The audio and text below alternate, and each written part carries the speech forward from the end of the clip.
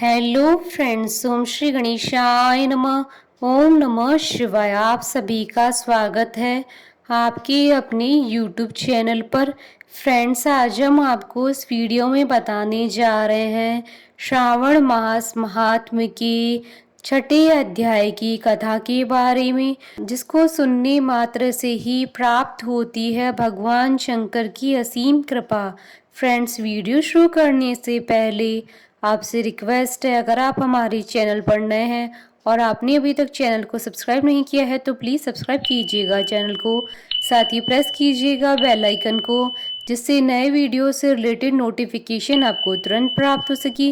और वीडियो पसंद आने पर वीडियो को लाइक और शेयर जरूर कीजिएगा, ताकि सभी भक्तों को इस वीडियो का लाभ प्राप्त हो सके। और कमेंट बॉक्स में ओम नमः शिवाय जरूर लिखिएगा।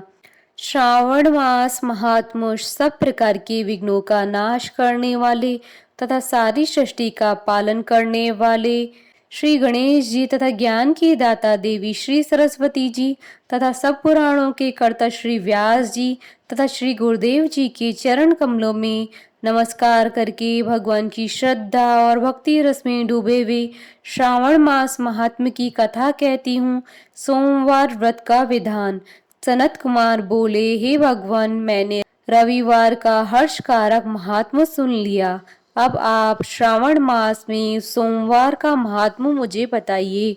ईश्वर बोले, हे सनत कुमार, सूर्य मेरा नेत्र है, उसका महात्म्य इतना श्रेष्ठ है तो फिर उमा सहित अर्थात सोम मेरे नाम वाले उस सोमवार का कहना ही क्या।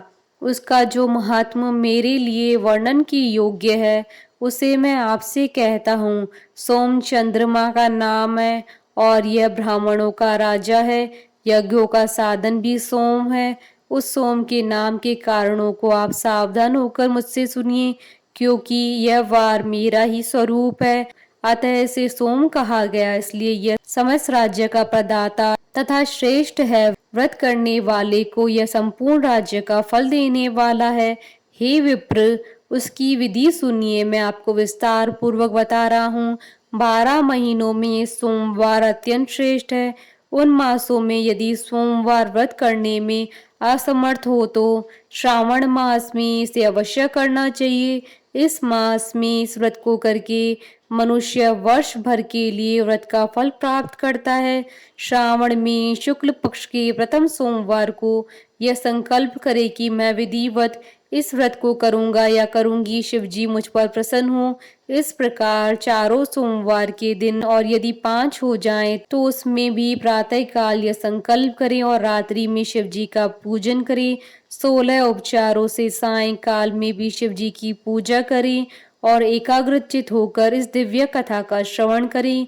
हे सनत कुमार, इस सोमवार की कही जाने वाली विधि को अब मुझसे सुनिए। श्रावण मास के प्रथम सोमवार को इस श्रेष्ठ व्रत को प्रारंभ करें।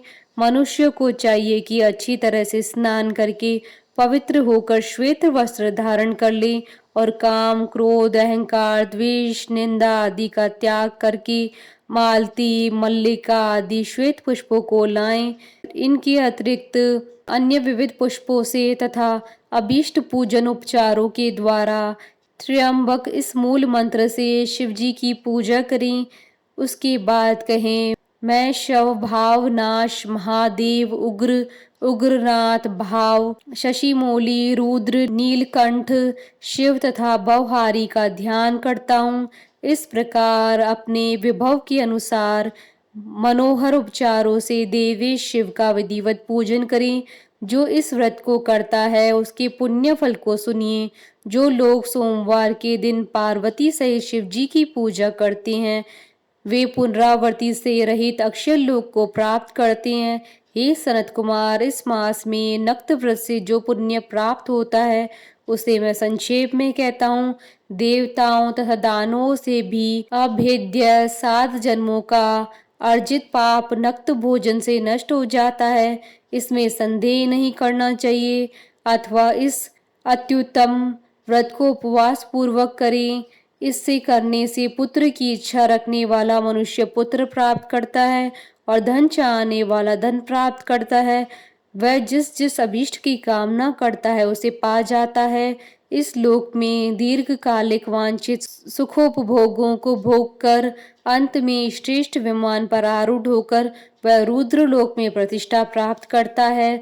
चित्त चंचल है, धन चंचल है और जीवन भी चंचल है, ऐसा समझकर प्रत्ययन पूर्वक व्रत का उद्यापन करना चाहिए। चांदी के वृषभ पर विराजमान स्वर्ण निर्मित शिव तथा पार्वती जी की प्रतिमा अपने सामर्थ्य के अनुसार बनवानी चाहिए।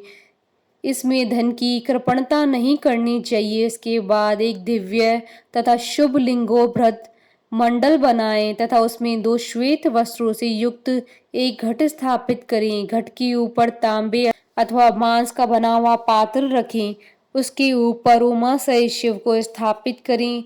उसके बाद श्रुति, स्मृति तथा पुराणों में कहे गए मंत्रों से शिव की पूजा करें। पुष्पों का मंडप बनाएं तथा उसके ऊपर सुंदर चंदोवा लगाएं। उसमें गीतों तथा बाजों की मधुर ध्वनि के साथ रात में जागरण करें। उसके बाद बुद्धिमान मनुष्य अपने गृह सूत्र में निर्दिष्ट विधान के अनुसार अग्नि स्थापना करके और फिर शिव आदि 11 श्रेष्ठ नामों से पलाश की संविधाओं से 108 आहुति प्रदान करे।